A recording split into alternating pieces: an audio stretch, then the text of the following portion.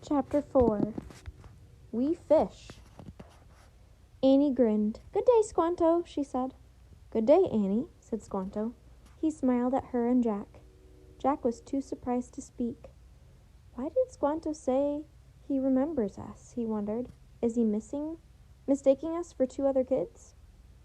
Captain Standish looked surprised, too, but Governor Bradford smiled warmly. "'Tis a wonder," he said.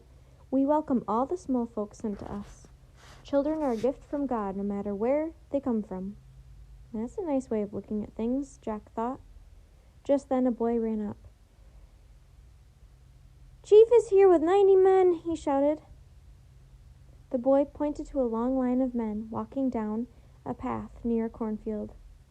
Chief Massasoit walked ahead of the others. His face was painted red. He wore a fur robe and white beads. Governor Bradford, Captain Standish, and Squanto went to meet the visitors. "Mercy!" a pilgrim woman whispered. All the pilgrims looked worried. "Art thou afraid?" Annie asked. "Oh, no," said Priscilla.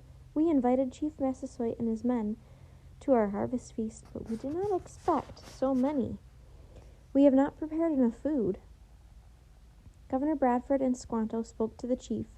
Then Squanto led a number of men into the woods, and the governor walked back to the pilgrims. "The Wampanoag men will hunt more deer," he said, "but we must also bring more food to the table. Priscilla, please tell the young folk what they must do." The grown-ups went back to the village as the pilgrim kids gathered around Priscilla. She told them to carry water or set up tables. She told the others to gather vegetables or hunt small animals. Once the kids were given their jobs, they rushed off to do them. Finally, only Jack, Annie, and a small girl holding a big basket were left. "Jack, would thou like to go fowling with the boys?" Priscilla asked him. She pointed to a group of boys who had just headed off with a dog. Jack stared at her in panic. What does she mean? He wondered. "What's fowling?" Annie asked. "Thou dost not know?" said the little girl. "'Tis hunting water birds, of course."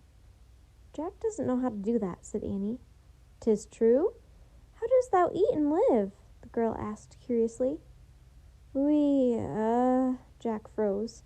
"We catch fish," said Annie. "We do?" thought Jack. "Oh, good," said Priscilla. "Then I bid thee bring back as many eels and clams as thou can. We have near 150 mouths to feed." Priscilla took the basket from the small girl and gave it to Annie. "We will see thee later," Priscilla said, waving. "Mary and I must go help with the cooking." Said Jack. But before he could ask any questions, Priscilla and the little girl started back to the village.